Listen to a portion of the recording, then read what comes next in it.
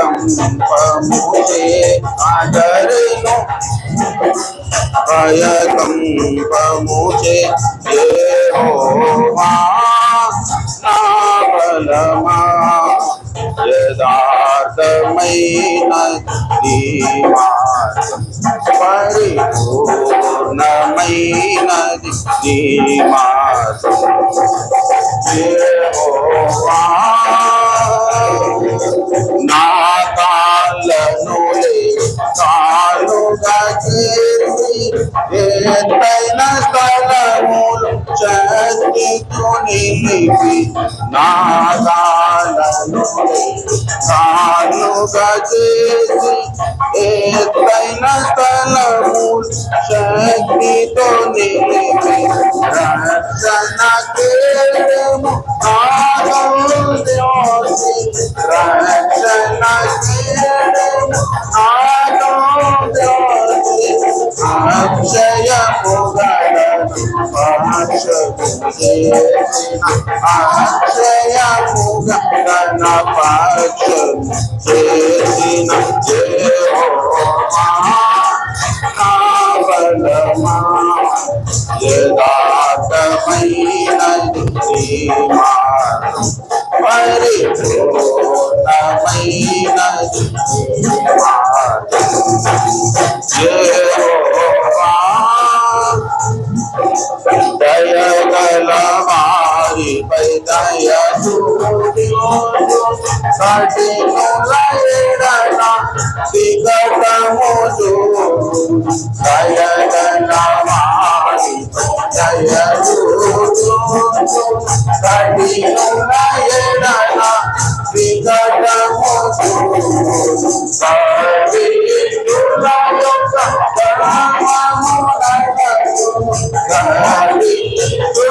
యొక్క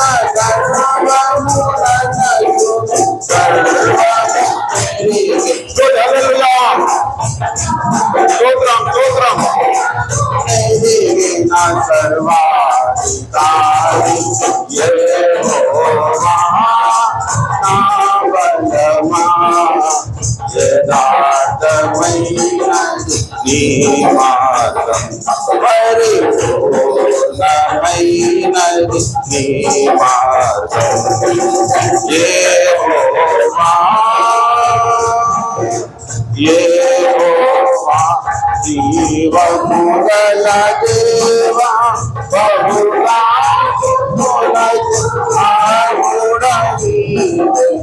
యెహోవా జీవము గల దేవా బహుళా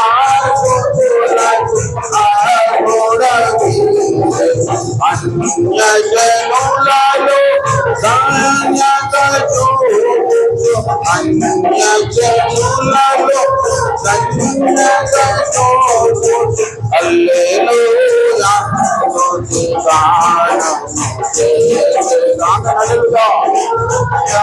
స్తుతిగానం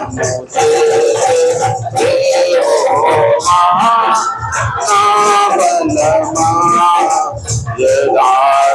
యథార్థమైనది పరిపూర్ణమైనది నీ మార్గం యెహోవా. హల్లెలూయా. మంచిది ప్రియులారా, దేవుని పరిశుద్ధ లేఖన భాగములో నుండి చిన్న మాటను చదువుకొని క్లుప్తముగా మనము ధ్యానించుకొని ముందున్న గంభీరమైన సంస్కారంలోనికి మనం వెళ్దాం. హల్లెలూయా. ఆదివారమున మనము మన ప్రధానమైన ఉద్దేశము ప్రభు యొక్క శరీర రక్తములలో పాలు పంపులు పొందడానికి రొట్టె విరుచుటకు మనం కూడి ఉన్నాము కనుక మనల్ని మనము పరీక్షించుకోవడానికి దేవుని పరిశుద్ధ లేఖనం కిందికి మనం వద్దాం. హల్లెలూయా. రోమా పత్రిక అపోస్తలుడైన పౌలు భక్తుడు రోమా సంఘానికి రాసిన పత్రిక, రోమీలకు రాసిన పత్రిక 6వ అధ్యాయము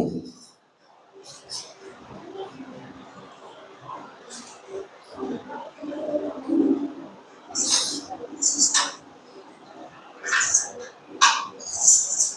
6వ అధ్యాయము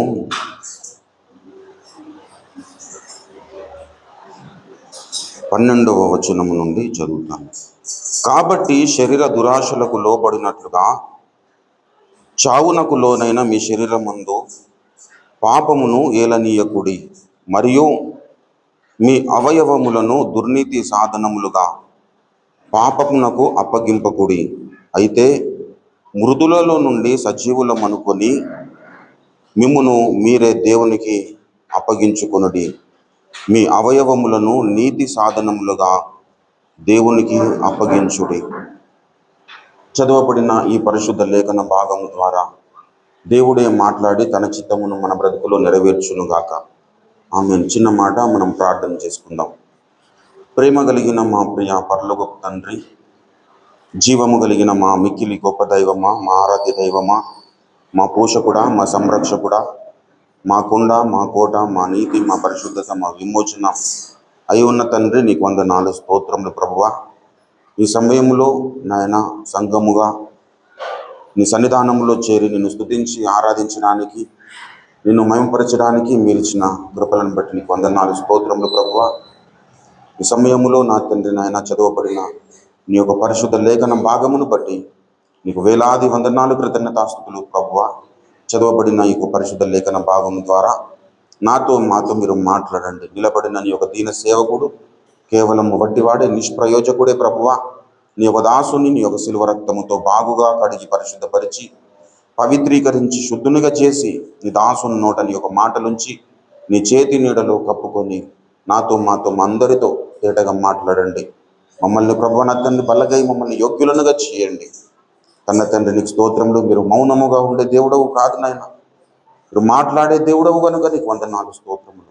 మీరు మాటలాడుచుంటుండగా వినుబుద్ధి, వినగల చెవి, గ్రహించే మంచి మనస్సును, లోబడగలిగిన జీవితములను అందరికీ ప్రసాదించి నడిపించి మహిమనందుమని యేసు పరిశుద్ధ నామంలో ప్రార్థిస్తున్నాను తండ్రి, ఆమేన్. దేవునికి స్తోత్రం. హల్లెలూయా, హల్లెలూయా. ప్రభునందు ప్రియులారా, చేరవచ్చిన మీ అందరికీ ప్రభు యేసుక్రీస్తు వారి శుభనామమున వందనాలు, శుభాలు, దైవాశీస్సులు తెలియజేస్తూ ఉన్నాను. విశ్వాస జీవిత యాత్రలో మనము రక్షణకు ముందు, రక్షణ తర్వాత నిరంతరము దుష్టుడైన అపవాది మనల్ని ఏ విధంగానన్నా మనల్ని వాని బంధకాలలో చిక్కించుకునాలని ప్రయత్నం చేస్తూ ఉంటాడు. రక్షణకు ముందు వాడు రక్షణ పొందకుండా మనల్ని అడ్డగిస్తాడు. రక్షణ పొందిన తర్వాత పొందిన రక్షణను ఏ విధంగానైనా పాడు చేసుకునే విధంగా వాడు మన మీద దాడి చేస్తాడు. కాబట్టి ఈ రెండు పరిస్థితులు వాడు అదృశ్య రూపిగానే మన మీద వాడి యొక్క హస్తమును వినియోగిస్తాడు. వాడి హస్తములు ఎప్పుడైనా కానీ భౌతికంగా మనకు కనబడేవిగా ఉండవు పిల్లల. వాడు ఏ పరిస్థితినైనా వాడు అదృశ్య రూపిగానే, దేవుడు అదృశ్య రూపుడు, దుష్టుడైన అపవాది కూడా అదృశ్య రూపుడే. వాడు కొంతమంది వ్యక్తులను ఏర్పాటు చేసుకుంటాడు, కొన్ని పరిస్థితులను ఏర్పాటు చేసుకుంటాడు, కొన్ని పద్ధతులను ఏర్పాటు చేసుకొని వాటి ద్వారా రక్షణ పొందిన విశ్వాసుల మీద దాడి చేస్తాడు. ఇక్కడ రక్షణ పొందిన విశ్వాసులతో అపోస్తలుడైన పౌలు భక్తుడు మాట్లాడుతూ ఉన్నాడు. అంతకుముందు 5వ అధ్యాయం 10వ వచనములో మనము శత్రువులముగా ఉండగా ఆయన కుమారుని మరణము ద్వారా మనము దేవునితో సమాధానపరచబడిన ఎడల సమాధానపరచబడిన వారమై ఆయన జీవించుట చేత మరి నిశ్చయముగా రక్షింపబడుతాము. మనము శత్రువులముగా ఉన్నప్పుడు ఆయన కుమారుని రక్తము ద్వారా ఆయన మనల్ని విమోచించాడు. పాపముల చేతను అపరాధముల చేతను చచ్చిన స్థితిలో ఉంటున్న మనల్ని దేవుడు రక్షించాడు. ఎఫెసీ పత్రిక 2వ అధ్యాయము మరి 1వ వచనములో మనము చూసినట్లయితే, మీరు మీ అపరాధముల చేతను పాపముల చేతను చచ్చిన వారై ఉండగా ఆయన క్రీస్తుతో కూడా మిమ్మును బ్రతికించెను. మనము బ్రతికింపబడిన వారం అంటే అంతకుముందు మన స్టేటస్ చచ్చిన వాళ్ళముగా ఉన్నాం. ఈ చచ్చిన స్థితిలో ఉంటున్న మనల్ని దేవుడు, శత్రువులుగా ఉంటున్న మనల్ని దేవుడు తన ప్రియులనుగా చేసుకున్నాడు. చచ్చిన స్థితిలో ఉంటున్న మనల్ని దేవుడు బ్రతికించాడు. ఇది మన వలన కలిగినది కాదు, దేవుని వరము అంటాడు. దయచేసి ఆ రెండవ అధ్యాయం 8వ వచనంలో చూసిన, మీరు విశ్వాసము ద్వారా కృపచేతని రక్షింపబడి ఉన్నారు. ఇది మీ వలన కలిగినది కాదు, దేవుని వలన కలిగినది. ప్రభునందు ప్రియులారా, ఇది మీ వలన కలిగినది కాదు, దేవుని వలన కలిగినది. మనము రక్షణ జీవితము మన మీద యోగ్యులమని కాదు, మనకేదో ఆ డిగ్రీలు ఉన్నాయనో, లేదంటే మనకు ఆస్తులు ఉన్నాయనో, అంతస్తులు ఉన్నాయనో, భవనాలు ఉన్నాయని మనకు రక్షణ కలగలేదు. దేవుడు ఉచితముగా ఇచ్చాడు. హల్లెలూయా. ప్రతి వ్యక్తికి, ఇప్పుడు అంబానీ కూడా రక్షణ పొందిందంటే ఆయన డబ్బును బట్టి కొనుక్కున్నది కాదు, ఆయనకు కూడా ఉచితముగానే దేవుడు తన రక్షణను ఉచితముగా మనకి ఇచ్చాడు.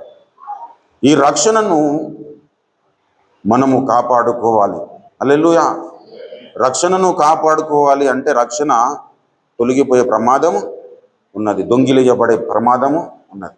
ఇప్పుడు విశ్వాసమును కాపాడుకున్నాడు పౌలు అని అంటాడు కదా, నేను మంచి పోరాటము పోరాడి తిని నా పరుగు కడముట్టించి తిని విశ్వాసమును కాపాడు. మన భక్తి జీవితంలో దేవుని నుండి పొందుకుంటున్న ప్రతిదీ మనము కాపాడుకోవాలి. హల్లెలూయా.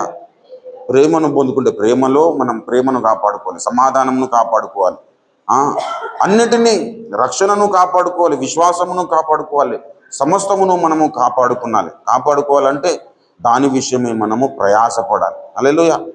విశ్వాసమును కాపాడుకోవడానికి పౌలు ఏం చేశాడు? మంచి పోరాడి. హల్లెలూయా. కాబట్టి మనము ప్రతి విషయములో దేవుని నుండి వచ్చే ప్రతిదీ మనము కాపాడుకోవాలి. దుష్టులైన అపవాది నుంచి వచ్చేది మనం కాపాడుకోవాల్సిన అవసరం లేదు, అది అలానే వస్తుంది. పిల్లలు, మునుపు మన పరిస్థితులు ఎలా ఉన్నాయి అంటే, అక్కడ 2వ అధ్యాయం ఎఫెసీ పత్రిక 2, దయచేసి 2వ వచనం చూడండి. మరి మీరు వాటిని చేయుచు వాయుమండల సంబంధి అయిన అధిపతి అనగా అవిధేయులైన వారిని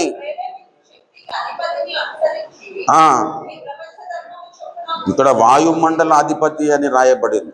వాయుమండల అధిపతి అట, వాని పేరు, దుష్టులైన అపవాది పేరు వాయుమండల అధిపతి.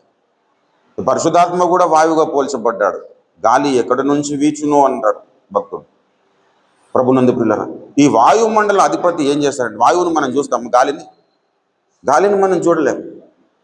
గాలి ఎక్కడుంది, ఎంతుంది, ఎంత మోతాదులో ఉంది, ఇంత గాలి అయితే ఎన్ని కేజీలు అయితే మనం ఏం చేయలేము, ఏం చూడలేము ప్రియులారా. కానీ ఆ వాయువు యొక్క సామర్థ్యము, వాయువు యొక్క పరిస్థితులు మనం ఏంటో ఎరిగి ఉండాలి పిల్లలు.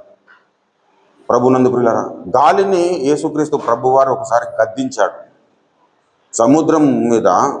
మరి మార్కు సువార్తలో మనం చూసినట్లయితే, అక్కడ అద్దరికి పోదామని అందరూ బయలుదేరిన క్రమంలో మరి తుఫాను వచ్చింది, గాలి వచ్చి మరి భయంకరంగా, మరి అక్కడ ఉంటున్న శిష్యులందరూ భయపడుతున్నప్పుడు, దయచేసి ఆ 4వ అధ్యాయము 35వ వచనం నుండి, ఆ దినమే సాయంకాలం అయినప్పుడు ఆయన అద్దరికి పోదము అని వారితో చెప్పగా,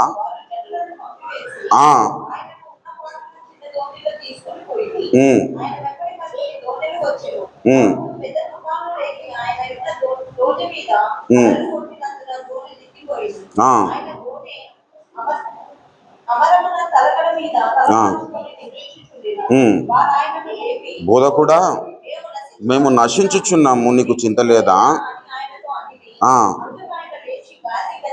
గాలిని గద్దించి నిశ్శబ్దమని ఊరుకుండమని సముద్రముతో చెప్పగా, గాలి అణిగి మిక్కిలి నిమ్మలమాయెను. అప్పుడు ఆయన, మీరెందుకు భయపడుచున్నారు, మీరు ఇంకా నమ్మిక లేక ఉన్నారు అంటే, ఇక్కడ గాలికి భయపడుతూ ఉన్నారు పిల్లలు, అలలకు భయపడుతూ ఉన్నారు. ఈ అలలు, గాలి, ప్రభునందు పిల్లరా, మరి విశ్వాస జీవితంలో వస్తున్న శ్రమలు, విశ్వాస జీవితంలో ఎదుర్కొంటున్నటువంటి శోధనలు సూచనగా మనం చెప్పుకోవచ్చు. వాటిని మనం గద్దించాలి, వాటిని చూసి మనము భయపడద్దు పిల్లరా. ఈ వాయుమండల అధిపతి అన్నాడు, వాని పేరు ఏమన్నాడు? వాయుమండల అధిపతి. చదవండి తర్వాత ఎఫెసీ పత్రిక 2వ అధ్యాయము చదవండి 3వ.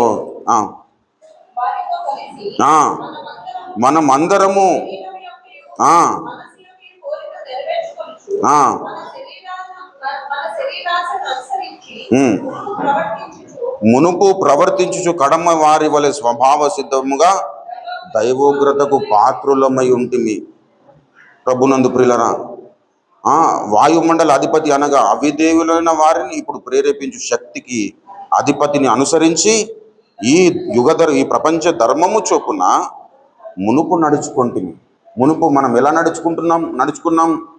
ఈ యుగ ధర్మము చొప్పున, ఈ ప్రపంచ ధర్మము చొప్పున మనం నడుచుకున్నాం. ఈ ప్రపంచ ధర్మము చొప్పున నడుచుకున్నప్పుడు మనం ఏం నెరవేర్చుకున్నామట?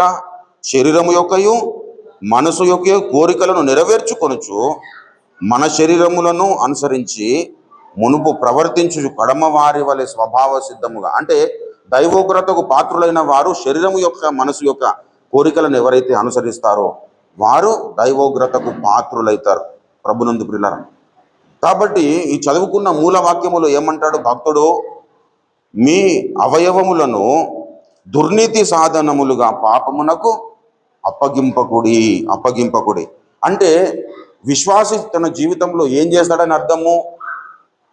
గాలికి భయపడితే, లేదంటే దుష్టుడైన అపవాదికి భయపడితే, దుష్టుడైన అపవాది కలుగజేస్తున్న ఆలోచనలను అనుసరిస్తే వారి జీవితంలో కలిగే సంఘటన ఏంటంటే తన అవయవములను దుర్నీతి సాధనములుగా మరి పాపమునకు అప్పగించే ప్రమాదము. మన అవయవములను అనగా రక్షణ పొందిన విశ్వాసి యొక్క అవయవములు నీతి సాధనములుగా దేవునికి అప్పగింపబడాలి. హల్లెలూయా. రక్షణ పొందినం దేనికి అంటే పాపము నుండి విడిపింపబడి పరిశుద్ధులుగా జీవించడానికి.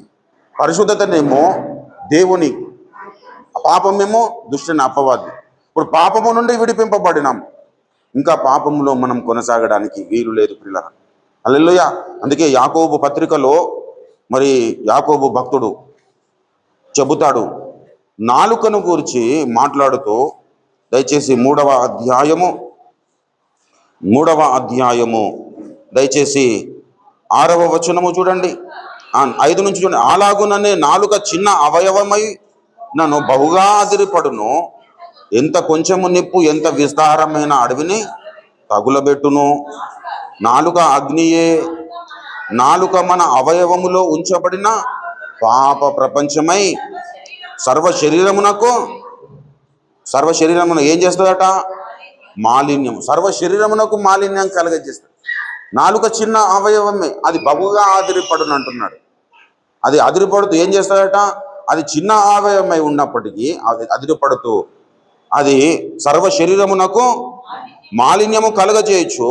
ప్రకృతి చక్రమునకు చిచ్చు పెట్టును, అది నరకము చేత చిచ్చు పెట్టబడును. మృగపక్షి సర్ప జలచరములలో ప్రతి జాతి నరదాది చేత కాచాలును సాధు ఆయను గాని ఏ నరుడును 4 సాధన చేయనేరడు. సాధు చేయనేరడు. అది మరణకరమైన విషముతో, అది నిరర్గలమైన, దీనితోనే తండ్రి అయిన ప్రభువును స్తుతింతుము, దీనితోనే శపింతుము. ఒక్క నోట నుండి ఆశీర్వచనము శాపవచనం బయలు వెళ్ళును. నా సహోదరులలా ఇలాగూ ఉండకూడదు. ప్రభునందు ప్రియులారా, మన నాలుక అవయవములో ఉంచబడిన పాప ప్రపంచమై ఉన్నది అన్నాడు. ఈ నాలుకను మనము సాధన చేయాలి. మనుష్య జాతి చేత ఈ ప్రపంచంలో ఉంటున్న ప్రతి దాన్ని మనం సాధు చేసుకోగలిగాము. ఏనుగును కూడా కంట్రోల్ చేస్తాడు. ఏనుగు ఒక్క తన్నుదంటే మనిషి జీవితం ఎట్లయిపోతుంది? లేదంటే తొక్కిందనుకో, తన్నడం ఎందుకు రా తొక్కుతానని మళ్ళీ ఊపిరి ఉండదు పిల్లలు, ఉన్న గాలి అంతా పోతుంది లోపల, అట్లయిపోతుంది. కానీ ఏనుగును కంట్రోల్ చేస్తూ ఉన్నారు, గుర్రాన్ని కంట్రోల్ చేస్తారు. అది దాంతో మనం మాట్లాడి జర మర్యాద చేసి మంచి అన్నం పెట్టి లేదంటే దీనికి ఏదైనా మాటలు అట్లా కాదు, ఏదో ఒక రకంగా దాన్ని కళ్ళెము విధించి దాన్ని కంట్రోల్ చేస్తున్నారు. ఎద్దులను కంట్రోల్ చేస్తున్నారు. ఈరోజు మనం సోషల్ మీడియాలో చూసినట్లయితే కొంతమంది పులులతో కలిసి తిరుగుతున్నారు, సింహాలతో కలిసి తిరుగుతున్నారు. వాటిని అన్నిటినీ సాధు చేసుకుంటున్నారు, సాధు జంతువులుగా చేసుకుంటున్నారు. ఒక 20-30 బోగీలు కలిగిన ట్రైను ముంగట ఉన్న ఒక చిన్న డ్రైవర్ నడిపిస్తూ ఉంటాడు.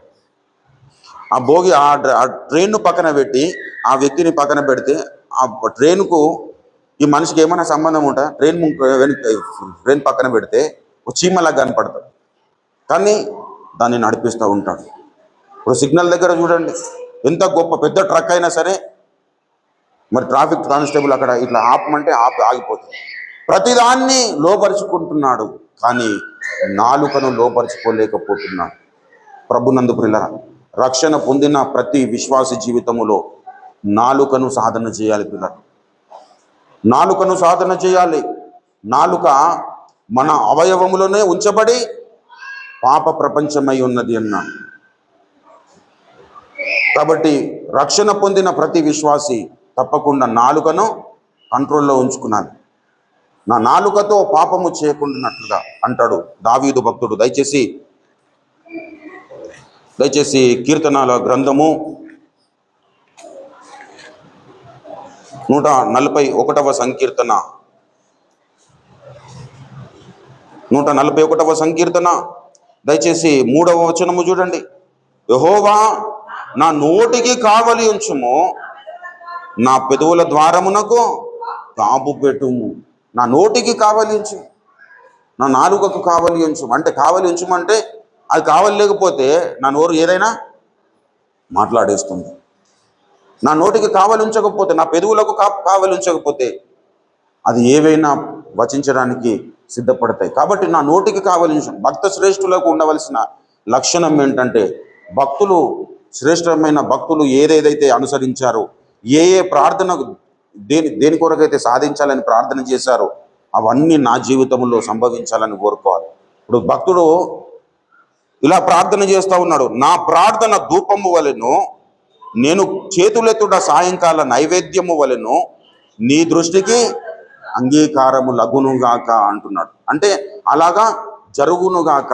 ఏమని అంటే, నేను చేతులెత్తుట నా ప్రార్థన ధూపము వలె అగునుగాక, నేను చేతులెత్తుట సాయంకాల నైవేద్యము వలె నీ దృష్టికి అంగీకారము లగునుగాక. అంటే నేను చేతులెత్తుట అంటే చేతులెత్తు మనం ఏం చేస్తాము? పనులు చేస్తాం. అంటే నా క్రియలు నీ దృష్టికి అంగీకారం లగునుగాక. కొంతమంది ప్రార్థన చేస్తారట, కానీ అపవిత్రమైన హృదయముతో ప్రార్థన చేస్తారన్నాడు. 2వ తిమోతి పత్రిక 2వ అధ్యాయం 22వ వచనములో చూసినట్లయితే, నీవు నీ యవనెచ్చల నుండి పారిపొమ్ము, పవిత్ర హృదయులై ప్రభువునకు ప్రార్థన చేయు వారందరితో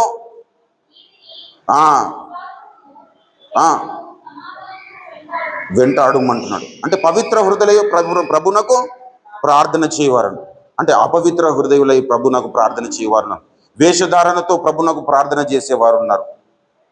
కేవలం నోటి మాటలతో ఆయనను ప్రార్థన చేసేవారు ఉన్నారు. యెషయా ప్రవచన గ్రంథం 29వ అధ్యాయం 13వ వచనంలో మనం చూస్తాం, ఈ ప్రజలు నోటి మాటలతో నా యొద్దకు వచ్చుచున్నారు, కానీ పెదవులతో నన్ను గణపరచుచున్నారు, కానీ హృదయము నాకు దూరము చేసుకొని ఉన్నారు. వీరు నా ఎడల చూపు భయభక్తులు మానవుల విధులను బట్టి వారు నేర్చుకొని.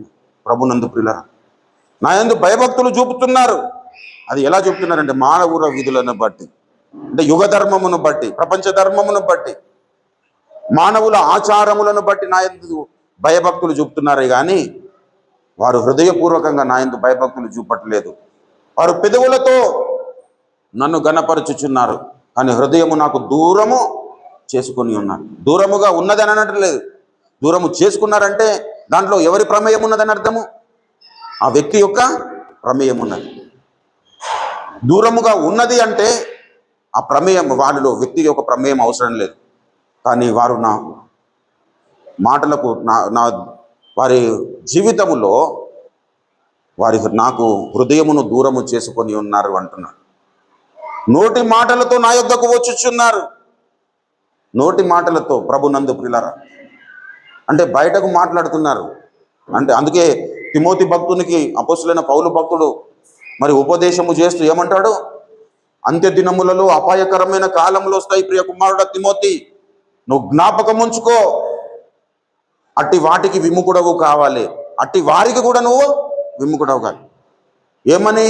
పైకి భక్తి కలిగి ఉండి దాని శక్తిని ఆశ్రయించని వారునై ఉందరు, అట్టి వారికి నీవు విముఖుడవై ఉండు.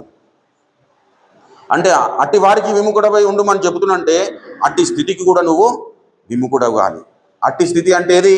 పైకి భక్తి కలిగి దాని శక్తిని ఆశ్రయించని స్థితి ఏదైతే ఉన్నదో అట్టి వారికి విముఖుడవు మాత్రమే కాదు, అట్టి స్థితికి కూడా నువ్వు విముఖుడవు కావాలి.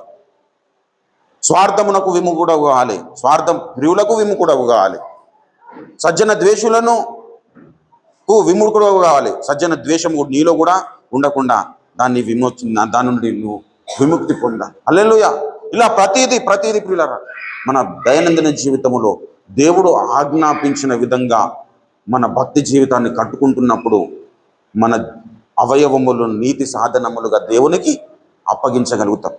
ప్రభునందు ప్రియులారా, ఆయనకు మన జీవితమును, మన శరీర అవయవములను నీతి సాధనములుగా దేవునికి అప్పగించాలంటే ప్రభునందు ప్రియులారా మనము అదృశ్య ప్రపంచాన్ని మనము చూస్తుండడం నేర్చుకున్నాలి. మేము దృశ్యమైన వాటిని చూడక అదృశ్యమైన వాటినే చూచుచు అంటాడు పౌలు భక్తుడు కొరింథీయులకు రాసిన పత్రికలో. దయచేసి చూడండి పిల్లరా, కొరింథీ పత్రిక చదవండి. అదృశ్యమైన వాటిని నిదానించి చూచుచున్నారట. 4వ అధ్యాయం 2వ కొరింథీ దయచేసి 16 నుంచి చదువుదాం. కావున మేము అధైర్యపడము. అక్కడ శిష్యులు ఏం చేశారు? గాలిని చూసి, సముద్రము అలలను చూసి అధైర్యపడ్డారు. కానీ ఇప్పుడు పౌలన్న ఏం చెబుతున్నాడు?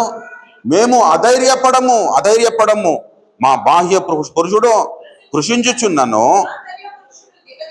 అంతర్య పురుషుడు దినదినము నూతన పరచబడుచున్నాడు. హల్లెలూయా. మన అంతర్య పురుషుడు ఏం చేయాలా? నూతన పరచబడాలి ప్రియులారా. అందుకే అక్కడ మరి కొలస్సీ పత్రికలో ఏం చెబుతాడు? నూతన పరచబడుచున్న 9వ వచనము 3వ అధ్యాయము, ఒకరితోనొకడు అబద్ధం ఆడకుడి, ఏలయనగా ప్రాచీన స్వభావమును దాని క్రియలతో కూడా మీరు పరిత్యజించి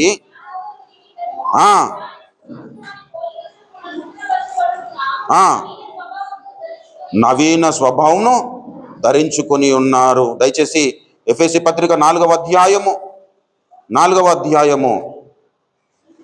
22 చూడండి. కావున మునుపటి ప్రవర్తన విషయములోనైతే మోసకరమైన దురాశల వలన చెడిపోవు మీ ప్రాచీన స్వభావమును. ప్రాచీన స్వభావం ఎలా చెడిపోతుందట? మోసకరమైన దురాశల వలన అన్నాడు. మోసకరమైన దురాశలు, వాటి వలన ఏమవుతుందట? ప్రాచీన స్వభావమును వదులుకొని చెడిపోవు మీ ప్రాచీన, అంటే మోసకరమైన దురాశల వలన చెడిపోతుంది. చెడిపోయిన ఆ ప్రాచీన స్వభావమును మీరు ఏం చేయాలి? విడిచిపెట్టాలి, వదిలివేయాలి. వదులుకొని మీ చిత్త వృత్తి యందు నూతన పరచబడిన వారై నీతియు యథార్థమైన భక్తియు గల వారై దేవుని పోలిగా సృష్టింపబడిన నవీన స్వభావమును ధరించుకొనవలెను. ప్రభునందు ప్రియులారా, నవీన స్వభావమును మనం ధరించుకోవాలి. పాతవి గతించెను, సమస్తము నూతనమాయెను. ప్రభునందు ప్రియులారా, యేసయ్య లోనికి వచ్చిన తర్వాత ఏ విషయాల్లో మన హృదయము దోషారోపణ చేస్తుందో ఆ విషయాల్లో మనము నూతన పరచబడడం అనేది మన జీవితంలో మనం చేయవలసిన అత్యవసరమైన పని. ప్రియులారా, నువ్వు యేసయ్య దగ్గరకు వచ్చావు, యేసయ్యలో ఉన్నటువంటి లక్షణాలు నీలో కనపడకపోతే ఆ లక్షణాలను నువ్వు సంపాదించుకోవాలంటే నీలో ఆ లక్షణాలను సంపాదించుకోనకుండా ఏ అవిధేయతలు ఉన్నాయో, ఏ అవలక్షణాలు ఉన్నాయో వాటన్నింటినీ నీవు మొట్టమొదటిగా ఏం చేయాలి? విసర్జించాలి. హల్లెలూయా. అవిటిని విసర్జించకుండా నూతనత్వమును మనము పొందుకోలేము. అందుకే చెబుతున్నాడు, చెడిపోవు మీ ప్రాచీన స్వభావమును వదులుకొని మీ చిత్త వృత్తి యందు నూతన పరచబడిన వారే అన్నాడు. హల్లెలూయా. అంటే చెడిపోవు ప్రాచీన స్వభావమును విడిచిపెట్టకపోతే మనము నూతన పరచబడుచున్న నవీన స్వభావమును ధరించుకోలేము. ప్రభునందు ప్రియులారా, ఒకప్పుడు నీ కన్ను నిన్ను అభ్యంతరపరిచింది, కానీ ఇప్పుడు నీ కన్ను అభ్యంతరపరచడానికి వీల్లేదు. ఒకవేళ అభ్యంతరపరిస్తే దాన్ని విడిచి ఏమన్నాడు? పెరికి పారవేయమన్నాడు. నువ్వు సంపూర్ణంగా అగ్నిగుండంలో పారవేయబడుట కంటే అంగహీనునివిగా దేవుని రాజ్యంలో ఉండడం క్షేమం అంటాడు. కొండ మీది ప్రసంగంలో మత్తయి సువార్త 5వ అధ్యాయంలో ఈ విషయాలన్నీ మనం చూస్తాం. నీ చెయ్యి నిన్ను అభ్యంతరపరిస్తే, నీ కాలు నిన్ను అభ్యంతరపరిస్తే వాటిని తీసివేయమన్నాడు. ప్రభునందు ప్రియులారా, అంత సీరియస్గా పరిశుద్ధతను గురించి దేవుడు మాట్లాడతాడు. కొంతమంది బయట ఉన్న వాళ్ళు ఏం చెప్తారంటే పాపాన్ని ప్రోత్సహిస్తారు కదా. పాపాన్ని ప్రోత్సహించే దేవుడు కాదు. పాపమును ఏ విధంగా ఖండించాడనేది లేఖనాలలో లోతు తప్పు చేశాడంటే, లోతు మానవుడు, ఆయనను బట్టి దేవుని ఎందుకు నిందిస్తావు? ఆయన చెప్పాడు డైరెక్ట్గా, ఇశ్రాయేలు ప్రజలారా, నేను పరిశుద్ధుడనై ఉన్న ప్రకారము మీరును పరిశుద్ధులై ఉండు అన్నాడు. సమస్త ప్రవర్తన యందు పరిశుద్ధులై ఉండడు అన్నాడు పేతురు భక్తుడు డైరెక్ట్. ఇంకా సమస్త నీ ప్రవర్తన విషయంలో నువ్వు ఏ పనులు చేస్తావో, ఏ విధంగా నడుస్తావో, ఏ విధంగా నువ్వు పండుకునుట, నువ్వు లేచుట, సమస్త విషయాల్లో నీకు అప్పగింపబడిన, నువ్వు పొందుకున్నవి, నీకు ఉన్నవి, నీవు లేనివి, అన్నిటి విషయంలో నువ్వు ఏ విధంగా ఉండాలి? పరిశుద్ధుడై ఉండాలి సమస్త ప్రవర్తన యందు. మరి ఎందుకు చెప్తాడు అట్లా మాట? ఎన్నటేటటికి పరిశుద్ధత నా మందిరమునకు ఆధారం అన్నాడు. ప్రభునందు ప్రియులారా, అనుకూలము అన్నాడు. కాబట్టి తెలియక మాట్లాడుతూ ఉంటాడు. అయితే రక్షణ పొందిన విశ్వాసి తన జీవితంలో చేయవలసిన ప్రాముఖ్యమైన పనులలో ఒకటేంటంటే, ప్రభునందు ప్రియులారా, మన అవయవములను మనము సాధన చేయాలి. హల్లెలూయా. ఇంద్రియ నిగ్రహము గల ఆత్మని దేవుడు మనకి ఇచ్చాడు, పిరికితనము గల ఆత్మను ఇవ్వలేదు. ఇంద్రియ నిగ్రహం అంటే మన కర్మేంద్రియాలు, మన జ్ఞానేంద్రియాలను మనము మన కంట్రోల్లో ఉండేటట్టుగా చూసుకున్నాను. మన కంట్రోల్లో ఉండడం అంటే దేవుని కంట్రోల్లోకి వాటిని తీసుకురావాలి. హల్లెలూయా. దేవుని ఆధిపత్యం మీదకి. ప్రభునందు ప్రియులారా, క్రీస్తు యేసే ముఖ్యమైన మూలరాయి. క్రీస్తు శిరస్సు అయి ఉన్నప్పుడు దేహం అంతా మనము అవయవంలో ఉన్నాం. ఇప్పుడు దేవుణ్ణి మనము శిరస్సుగా మన జీవితంలో నియమించుకుంటే మిగతా అవయవములన్నీ తమ తమ పరిమాణం చొప్పున శ్రేష్టమైన వాటినే అనుసరిస్తాయి ప్రియులారా. కాబట్టి మన అవయవములను దుర్నీతి సాధనములుగా మనం ఎంచద్దు. నీ దేహమును చెరుపుదానిని నీ నుండి తొలగించుకోమన్నాడు ప్రసంగి. దయచేసి చూడండి, ప్రసంగి గ్రంథము 11వ అధ్యాయము ప్రసంగి గ్రంథము, దయచేసి 9-10 వచనాలు చదువుదాం. యవనుడా, నీ యవన కాలమందు సంతోషపడము, నీ యవన కాలమందు నీ కోరిక చొప్పునను, నీ దృష్టి యొక్క ఇష్టము చొప్పునను ప్రవర్తింపు. అయితే వీటన్నింటిని బట్టి దేవుడు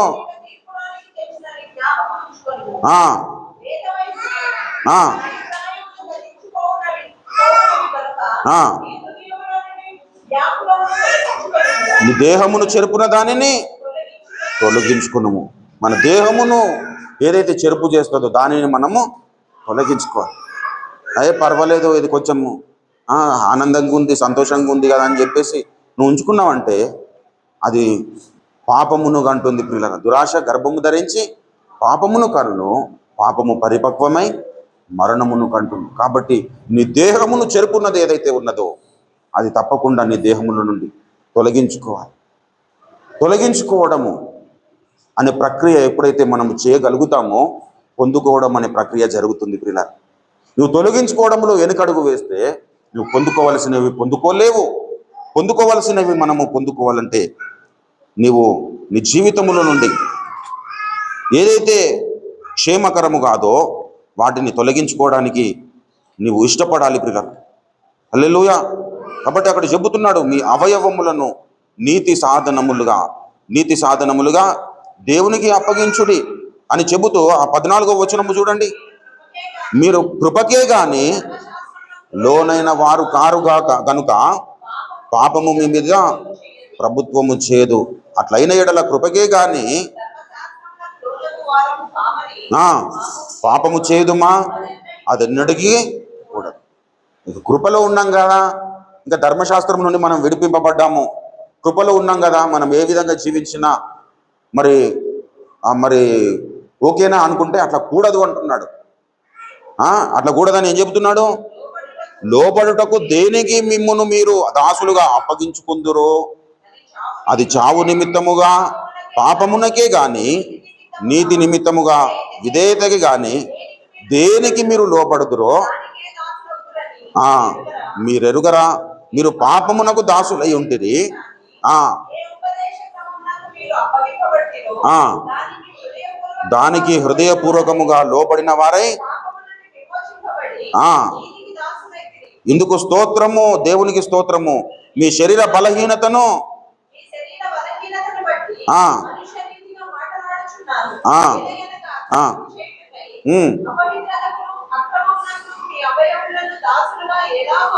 ఎలాగూ అప్పగించితిరో పరిశుద్ధత కలుగుటక ఇప్పుడు మీ అవయవములను నీతికి దాసులుగా అప్పగించుడి. మీరు పాపమునకు దాసులై ఉన్నప్పుడు నీతి విషయమై నిర్బంధము లేని వారై ఉంటుంది.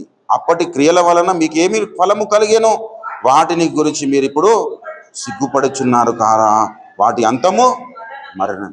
ప్రభునందు పిల్ల ఏమి దాపరిక లేకుండా క్లియర్గా అరటిపండు తొక్కదీసి తినబెడుతున్నట్టుగా అర్థమయ్యేటట్టుగా మరి చెబుతా ఉన్నాడు. మీ అవయవములను దుర్నీతి సాధనములుగా పాపమునకు అప్పగించకుండి. మీ అవయవములను పాపమునకు అప్పగించినప్పుడు ఎలాంటి పరిస్థితులు మీరు ఎదుర్కొన్నారో ఆ పరిస్థితులను బట్టి మీరు ఇప్పుడు సిగ్గుపడుచున్నారు కారా. మీరు ఇప్పుడు మీ అవయవములను నీతి సాధనములుగా దేవునికి అప్పగించుడి అంటున్నాడు. దేని విషయము? మీరు పాపము విషయంలో మీరు మీ అవయవములను పాపమునకు అప్పగిస్తే దానికి మీరు భరించవలసిన అవసరం ఏర్పడుతుంది. మీరు దేవునికి అప్పగిస్తే దేవుడు మిమ్మల్ని నిత్య జీవములోనికి నడిపిస్తాడు అంటున్నాడు. 23వ వచనం చూడండి. ఏలయనగా పాపము వలన వచ్చు జీతము మరణము, అయితే దేవుని కృపావరము మన ప్రభు అయిన యేసుక్రీస్తునందు నిత్య జీవము అన్న. ప్రభునందు ప్రియులారా, నిత్య జీవము పొందుకొనడానికి మనము పిలువబడ్డాం, అంతేగాని మరణము పొందుకోవడానికి కాదు.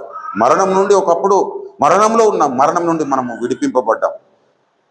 మరణం నుండి ఎవరు విడిపించాడు అంటే మరణమును గెలిచిన దేవుడు విడిపించాడు. హల్లెలూయా.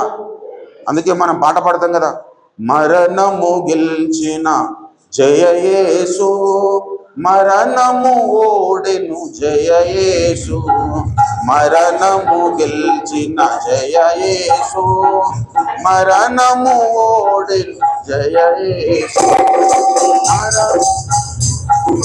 జయ యేసు, జయ యేసు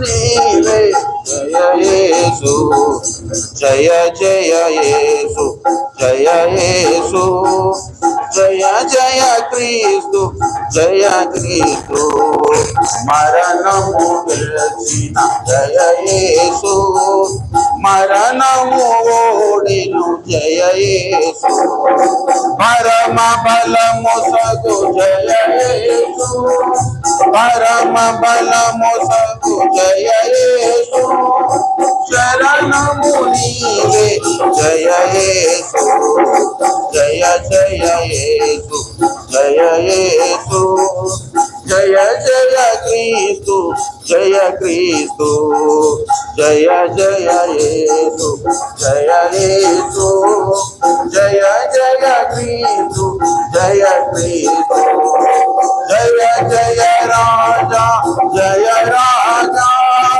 జయ జయ రాజా, జయ రాజా, జయ జయ స్తోత్రం, జయ స్తోత్రం, జయ జయ యేసు, జయ యేసు, జయ జయ క్రీస్తు, జయ క్రీస్తు, సమాధి గెలిచిన జయ యేసు, సమాధి ఓడిను జయ యేసు, సమాధి గెలిచిన జయ యేసు, సమాధి ఓడిను జయ యేసు, సమరము గెలిచిన జయ యేసు,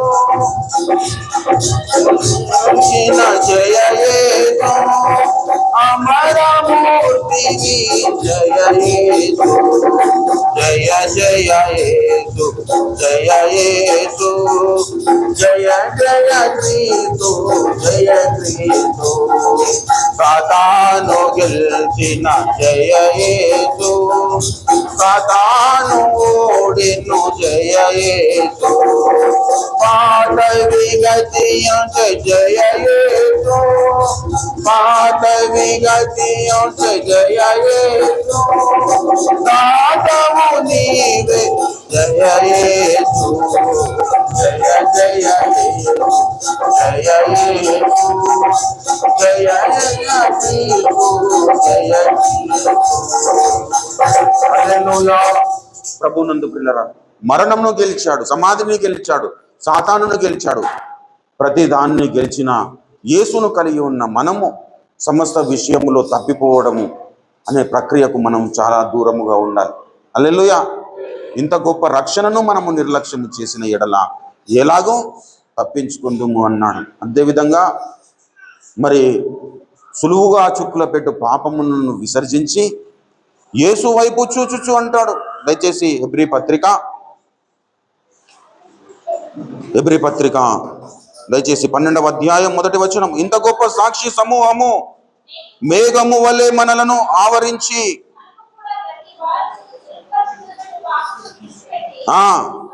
విశ్వాసమునకు కర్తయు దానిని కొనసాగించువాడునైనా యేసు వైపు చూచుచు మన ఎదుట ఉంచబడిన పరుగు పందెములో ఓపికతో పరుగెత్తుదాము. ఆయన తన ఎదుట ఉంచబడిన ఆనందము కొరకై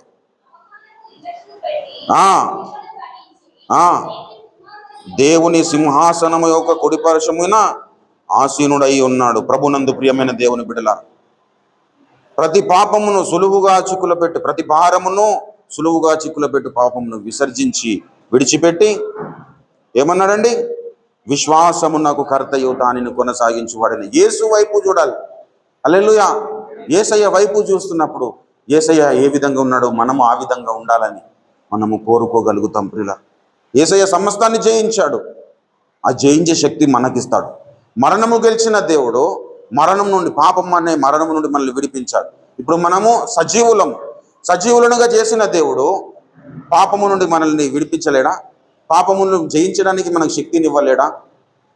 మన అవయవములను నీతి సాధనములుగా దేవునికి అప్పగించడానికి మరి బలమును ఇవ్వలేడా? ఆయన వైపు చూసినప్పుడు మనం బలం పొందుకోగలుగుతాం. మన నోటిని దేవునికి నీతి సాధనముగా అప్పగించాలి. మన పెదవులను దేవునికి నీతి సాధనముగా అప్పగించాలి.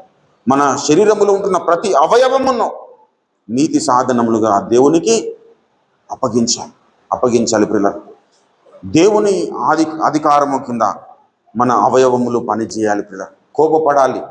దేవుడు కోపపడే విధంగా మనము కోపపడగలగాలి. హల్లెలూయా. దేవుడు దేన్నైతే అసహ్యించుకుంటాడో దానిని మనము కూడా అసహ్యించుకోగలగాలి. మరి 139వ సంకీర్తనలో దావీదు భక్తుడు అంటాడు, నిన్ను ద్వేషించు వారిని నేను కూడా ద్వేషించున్నాను, వారిని నాకు శత్రువులుగా భావించుకున్నాను, వారిని అసహించుకొనిచున్నానంటాడు. ప్రభునందు ప్రియులారా, వారి యందు నాకు పూర్ణ ద్వేషము గలదు. ప్రభునందు ప్రియులారా, దేన్ని దేవుడు అసహించుకుంటాడో దానిని మనం అసహించుకోవాలి. దేవుడు పాపమును అసహించుకుంటాడు, పాపిని ప్రేమిస్తాడు. కాబట్టి పాపమును అసహించుకోవాలి, పరిశుద్ధతను మనము ప్రేమించాలి. పరిశుద్ధతను మనము మన జీవితంలో అత్యంత విలువైన దానిలో శ్వాస చాలా విలువైనది. శ్వాస లేకుండా మనము జీవించలేము. అలా పరిశుద్ధతను కోరుకోవాలి. హల్లెలూయా. శ్వాస తీసుకోవడము ఎంత ప్రాముఖ్యం అనుకుంటామో మన జీవితంలో పరిశుద్ధత అంత ప్రాముఖ్యం అనుకోవాలి.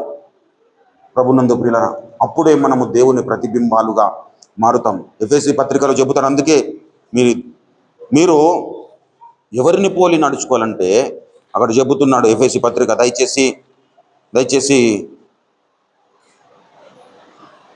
5వ అధ్యాయము 1వ వచనము చూడండి. కావున మీరు ప్రియులైన పిల్లల వలె దేవుని పోలి నడుచుకొనుడి. హల్లెలూయా. ఇప్పుడు దేవుడు పాపమును జయించాలంటే మనము పాపమును జయించే విధంగా మన అడుగులు వేయాలి. పాపమును జయించాలంటే మనలో ఉంటున్న అపవిత్రత ముందుగా తొలగించుకోవాలి. హల్లెలూయా. మనలో విసర్జించవలసినవి విసర్జించినప్పుడు మనము పొందుకోవలసినవి మనము పొందుకోగలుగుతాం. ప్రభునందు ప్రియులారా, నూతన పరచబడుతూ ఉండాలి. ప్రతిరోజు నిన్ను చూస్తున్నప్పుడు, నిన్ను నువ్వు అద్దంలో చూసుకున్నప్పుడు, నిన్నటికి నాకు ఈ రోజుకి నా జీవితం కొంత చేంజెస్ అనేటివి ఉన్నాయని నిన్ను నువ్వు గుర్తుంచుకోగలగాలి. ప్రభునందు ప్రియమైన దేవుని బిడ్డలారా, అలా మనం ముందుకు సాగినప్పుడు దేవుడు మనల్ని బట్టి ఆనందిస్తాడు. దేహమును చెరుపున దానిని దేహం మనల నుండి తొలగించుకోమన్నాడు ప్రసంగి.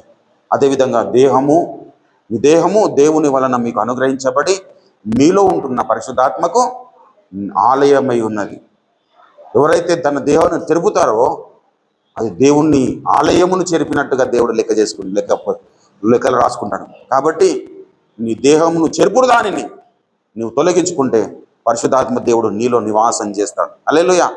దేవునికి, పరిశుద్ధాత్మ దేవునికి మన జీవితాలు ఆలయముగా ఉండాలంటే మన అవయవములు, శరీర అవయవములు అన్నింటినీ దేవునికి అప్పగించాలి. హల్లెలూయా. ప్రియులారా, మీరు స్వతంత్రులుగా ఉండడానికి మీరు పిలువబడితే అయితే ఒక్క మాట అని చెబుతాడు పౌలు భక్తుడు గలతీ సంఘానికి రాస్తూ, మీ అవయవములను శరీర క్రియలకు హేతువు చేసుకొనక అంటాడు. గలతీ పత్రిక దయచేసి చివరి 5వ అధ్యాయం. సహోదరులారా 13, మీరు స్వతంత్రులుగా ఉండటకు పిలువబడితే అయితే ఒక మాట, ఆ స్వాతంత్రమును శారీర క్రియలకు హేతువు చేసుకొనక. ప్రభునందు ప్రియులారా, శారీర క్రియలకు మన జీవితాన్ని దేవుడు అనుగ్రహించిన స్వాతంత్రాన్ని హేతువు చేసుకోవద్దు. ఒకప్పుడు దాసరాంధ్రముగా పాపం అనే దాస్యములో ఉన్నాం. ఇప్పుడు విడిపింపబడ్డాం. ఇప్పుడు మనం అందరం స్వతంత్రులమైన మనము మన అవయవములతో ఏమి చేయాలో అదే చేయాలి. దేవునికి విరోధంగా మనము వేటిని చేయకూడదు పిల్లలు. అన్నిటి యందు దేవుడు మనకు స్వాతంత్రం ఇచ్చాడు. పౌలను అంటాడు కదా, అన్నిటి యందు నాకు స్వాతంత్రము కలదు కానీ నేను దేని చేత లోపరచబడనులను అంటాడు. అన్నీ చేయదగినవి కావు అంటాడు. నీ నోరు నువ్వు జాగ్రత్త పెట్టుకుని, నీ నాలుక జాగ్రత్త పెట్టుకోవాలి, నీ చూపు జాగ్రత్త పెట్టుకున్నాను, నీ చేతులను జాగ్రత్త పెట్టుకున్నాను, నీ కాళ్ళను నువ్వు జాగ్రత్త పెట్టుకున్నాను. లేకపోతే దేవుడు నీ స్వరం కూడా వినడు. మీరు చేతులు ఎత్తుతున్నారు కానీ నేను వినను అంటాడు. యెషయా ప్రవచన గ్రంథము దయచేసి చూడండి. ఒక మాట చూపించి నేను ముగించేస్తాను పిల్లరా. యెషయా ప్రవచన గ్రంథము 1వ అధ్యాయము 15వ వచనము చూడండి. మీరు మీ చేతులు చాచునప్పుడు మిమ్మల్ని చూడను, నా కన్నులు కప్పుకొందును. మీరు బహుగా ప్రార్థన చేసినను నేను వినను. మీ చేతులు రక్తముతో నిండి ఉన్నవి, మిమ్మును మీరు కడుక్కోవాలి పిల్లలు. దేవుడు మన ప్రార్థన వినాలంటే మనల్ని మనం కడుక్కోవాలి. మిమ్మును కడుక్కొనుడి, శుద్ధి చేసుకొనుడి, మీ దుష్క్రియలు నాకు కనపడకుండా వాటిని తొలగింపుడి. ప్రభునందు పిల్లలు, చాలా మీ దుష్క్రియలను మీ నుండి తొలగింపుడి అంటున్నాడు. మీ చేతులు కడుక్కొనుడి, శుభ్రం చేసుకున్నది. అందుకే ఏమన్నాడు హెబ్రీ పత్రికలో, మనస్సాక్షికి కల్మషము తోచకుండున్నట్లు ప్రోక్షింపబడిన హృదయము గల వారమై మనము దేవుని సన్నిధానానికి చేరుదాము అంట. కాబట్టి యేసయ్య రక్తధారుల కిందికి మన జీవితాలను నిరంతరం తెచ్చుకోవాలి. దేవునికి ఆయాసకరంగా ఉంటున్న ప్రతి పరిస్థితి నుండి మనము కడుగబడాలి. అప్పుడు ఎప్పుడైతే మనం కడుగబడాలి అంటే అంతకు ముందు మనం చేయాల్సిన ప్రక్రియ ఏంటి?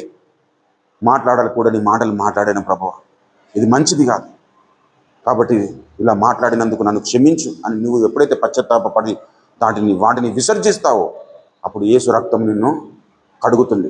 కడుగబడిన స్థితిలో మనము దేవుని బలను ఆశ్రయించాలి. హల్లెలూయా. ప్రభు శరీరమును తినాలి, ప్రభు యొక్క రక్తము త్రాగాలంటే ఏదో నవ్వులాట కాదు పిల్లలు. ప్రభు శరీరమును యోగ్యకరముగా తినాలి. యోగ్యమైన రీతిలో మనం ప్రభు యొక్క రక్తమును త్రాగాలి. అప్పుడు ఆయన మనలో ప్రవహిస్తాడు, మనలో జీర్ణమవుతాడు, మనకు శక్తినిస్తాడు, బలమునిస్తాడు. ఈ దైనందిన జీవితంలో మనం ఏ విధంగా జీవించాలో కావలసిన సమస్తమును దేవుడు అనుగ్రహిస్తాడు. కాబట్టి మనం ఏం చేయాలి? రక్షణ పొందిన మనమందరము మన అవయవములను నీతి సాధనములుగా దేవునికి అప్పగించుకోవడానికి మనము సన్నద్ధులం కావాలి. ఈ పత్రిక ఎవరికి రాశాడు పౌలన్న? రోమా సంఘానికి. రోమా సంఘస్థులు రక్షణ పొందారా, రక్షణ పొందలేరా? రక్షణ పొందారు. రక్షణ పొందిన వారిలో తమ అవయవములను దుర్నీతి సాధనములుగా పాపమునకు అప్పగించే వాళ్ళు ఉన్నారు. కాబట్టి మీరు అలా చేయకూడదని ఆజ్ఞాపిస్తూ ఉన్నాడు ప్రభునందు ప్రియులారా. ఈ పరిస్థితిని మనము కూడా, ఈ హెచ్చరిక మనకు కూడా మరి పరిశుద్ధాత్మ దేవుడు చేస్తూ ఉన్నాడు. రక్షణ పొందిన మనమందరము మన అవయవములను నీతి సాధనములుగా దేవునికి అప్పగించామా, లేదంటే దుర్నీతి సాధనములుగా దుష్టైన అపవాదికి, పాపానికి అప్పగించామా? ఒకసారి మనల్ని మనము పరీక్షించుకొని ఏ విషయాల్లో మనం ఒకవేళ తప్పిపోయి ఉంటే ఆ విషయాల్లో పశ్చాత్తాపడదాం, దేవుని క్షమాపణ కొరకు వేడుకుందాం. యేసు రక్తము ప్రతి పాపము నుండి మనల్ని విడిపించునని లేఖనం సెలవిస్తుంది. కాబట్టి యోగ్యమైన రీతిలో మనము ప్రార్థన చేద్దాం పిల్లలు. మన ప్రార్థన పాపముగా ఎంచబడకూడదు. మన ప్రార్థన దేవుడు వినలేని స్థితిలో ఉండకూడదు పిల్లలు. మనం చేతులు ఎత్తినప్పుడు దేవుడు చూడలేని స్థితిలో ఉండొద్దు. మనం ప్రార్థన చేసినప్పుడు ఆయన వినలేని స్థితిలో మన ప్రార్థనలు ఉండదు. చాలామంది ప్రార్థన చేస్తూ ఉన్నారు, చాలామంది చేతులు ఎత్తుతున్నారు, కానీ అసూయతో నిండిన హృదయాలతో చేతులు ఎత్తుతున్నారు, ద్వేషముతో చేతులు ఎత్తుతున్నారు, స్వార్థపూరితమైన జీవితం కలిగి ఉండి చేతులు ఎత్తుతున్నారు, పైకి భక్తి కలిగి దాని శక్తిని ఆశ్రయించకుండా చేతులు ఎత్తుతున్నారు. కాబట్టి మీరు చేతులు ఎత్తినప్పుడు నేను చూడని అంటున్నాను. ప్రభునందు ప్రియులారా, ఇప్పుడు మనము ప్రార్థన చేద్దాం. ప్రభువా, నన్ను పరిశుద్ధపరచండి, నా అవయవములను పరిశుద్ధపరచండి, నా నోటిని కడగండి, నా మనసును కడగండి, నా హృదయమును కడగండి అని దేవునికి మనల్ని మనం అప్పగించుకుందాం. దేవుడి మాటలు మన వెనుకలు ఆశీర్వదించి ఫలింపు చేయను కాక. రండి ప్రియులారా, మనం ప్రార్థన చేసుకుందాం. హల్లెలూయా, హల్లెలూయా, హల్లెలూయా. యేసయ్యా, నాతో మాట్లాడినందుకు నీకు వందనాలు, నన్ను దర్శించినందుకు నీకు వందనాలు, మా మధ్యలోనికి వచ్చిన తండ్రి నీకు వందనాలు. నీ వాక్య కాంతిలో ప్రభువా మా బ్రతుకులను తేటపరిచినందుకు నీకు వందనాలు, మా బ్రతుకు ఎలా ఉందో మాకు చూయించినందుకు నీకు వందనాలు. మనల్ని మనము స్వపరీక్ష చేసుకుందాం ప్రియులరా. మన జీవితాలు ఎలా ఉన్నాయి? మన ఆలోచనలు, మన తలంపులు, మన నడతలు, మన క్రియలు, రక్షింపబడిన మన జీవితాలు దేవునికి ఉపయోగకరంగా ఉన్నాయా, లేదంటే దేవునికి అవమానం తెచ్చే విధంగా ఉన్నాయా? రక్షణ పొందిన మన జీవితాల ద్వారా దేవునికి మెప్పు కలుగుతుందా, అవమానము కలుగుతుందా? రక్షణ పొందిన మన జీవితాల ద్వారా దేవుని పని జరుగుతుందా, దుష్టుడైన అపవాది పని జరుగుతుందా? రక్షణ పొందిన మనందరి జీవితాల ద్వారా దేవుని సంకల్పానుసారమైన, ఈ తరంలో దేవుని సంకల్పానుసారమైన సేవ జరుగుతుందా? ఒకసారి మనల్ని మనం పరీక్షించుకుందాం. ఇంక కొద్దిసేపట్లో మనము ప్రభు యొక్క శరీరమును, ప్రభు యొక్క రక్తము తిని త్రాగబోతున్నాం ప్రియులారా. ఎవడు అయోగ్యముగా తిని త్రాగునో వాడు శిక్షావిధి కలగజేసుకున్నట్టుగా తిని త్రాగుచున్నాడు. నా శరీరమును తిని నా రక్తం త్రాగువాడు నిత్య జీవం గలవాడు అన్నాడు. మనం నిత్య జీవం గలవారముగా ఉండాలి అంటే ప్రభు యొక్క శరీరం తినాలి, ప్రభు యొక్క రక్తం త్రాగాలి. అయితే ప్రభు యొక్క శరీరము ఎలా పడితే అలా తినడానికి వీల్లేదు, ప్రభు యొక్క రక్తం ఎలా పడితే అలా త్రాగడానికి వీల్లేదు. యోగ్యమైన రీతిలో మనం తిని త్రాగాలి. యోగ్యమైన రీతిలో మనం తిని త్రాగాలంటే అయోగ్యతలు మనలో ఉండకుండా మనము ప్రభు యొక్క రక్తధారుల కింద మనం కడగబడాలి. కాబట్టి మనం నడిచి వచ్చిన యాత్రను ఒకసారి జ్ఞాపకం చేసుకుందాం. మన జీవిత యాత్రలో మనం ఏ విధంగా నడుస్తున్నాం, ఎలా ప్రవర్తిస్తున్నాం, ఎలా నడుచుకుంటున్నాం, ఎలాంటి ఆలోచనలతో మనం నింపబడ్డాం, మన హృదయం యొక్క పరిస్థితి ఏంటి, మన ఆలోచన సరళ ఏంటి?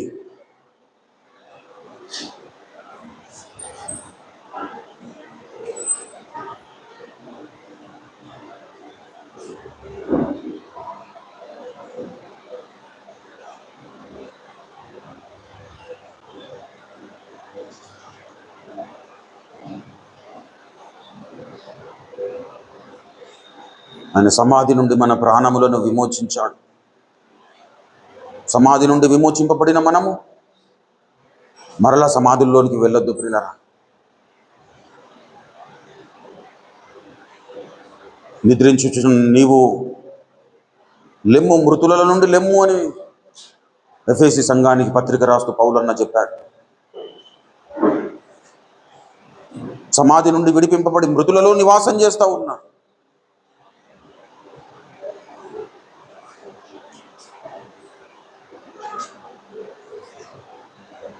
మరణంను గెలిచిన యేసును పోలిన జీవితాలు మనకు ఉండాలి.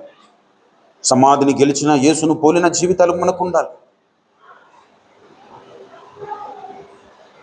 సాతానును గెలిచిన యేసును పోలిన జీవితాలుగా మన జీవితాలు ఉండాలి. నీ అవయవములను దుష్టునికి అప్పగిస్తే వాడు నీ అవయవముల ద్వారా పాపము జరిగిస్తాడు. నీ అవయవములను దేవునికి అప్పగిస్తే దాని ద్వారా నీకు నిత్య జీవము లభిస్తుంది. పాపము వలన వచ్చు జీతము మరణము, అయితే దేవుని కృపావరము ప్రభు అయిన యేసుక్రీస్తు నందు నిత్య జీవం అన్నాడు.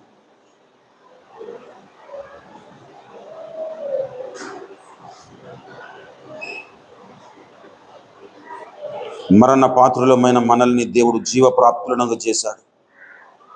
జీవప్రాప్తులమైన మరణమును స్నేహించడము ఇది కూడదు పిల్లలారా.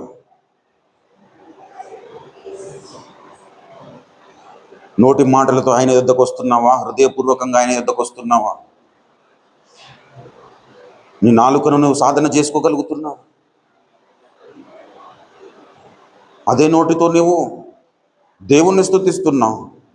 అదే నోటితో నువ్వు దేవుని పోలికగా పుట్టిన నీ సహోదరుణ్ణి ఏ విధంగా ద్వేషించగలుగుతావు?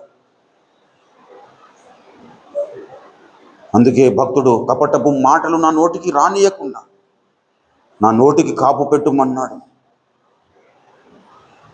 యేసయ్యా నన్ను మన్నించండి కన్నా.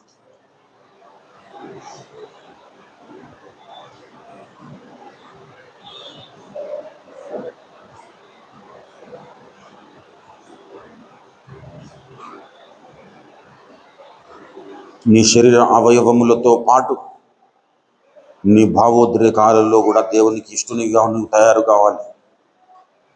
నీ ఆలోచనలలో దేవునికి ఇష్టనిగా తయారు కావాలి. నీ మనసు విషయంలో దేవునికి ఇష్టనిగా తయారు కావాలి. నీ హృదయము విషయంలో దేవునికి ఇష్టనిగా తయారు కావాలి.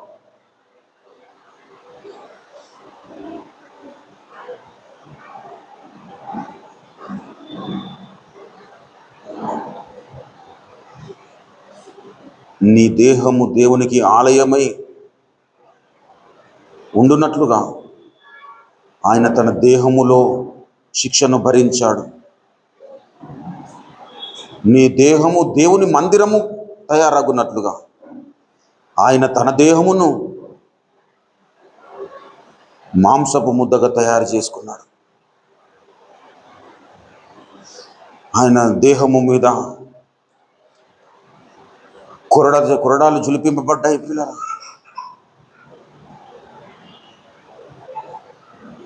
ప్రతి కొరడా దెబ్బ నీ దేహము దేవునికి ఆలయమే అగునట్లుగా ఆయన తన దేహములో కొరడా దెబ్బలు తిన్నాడు. నీ దేహము దేవునికి మందిరముగా తయారగునట్లుగా, దేవునికి ఆలయముగా తయారగునట్లుగా ఆయన తన దేహము మీద పిడిగుద్దులు తిన్నాడు, ఉమ్ము వేయించుకున్నాడు, అవమానాలు పొందాడు.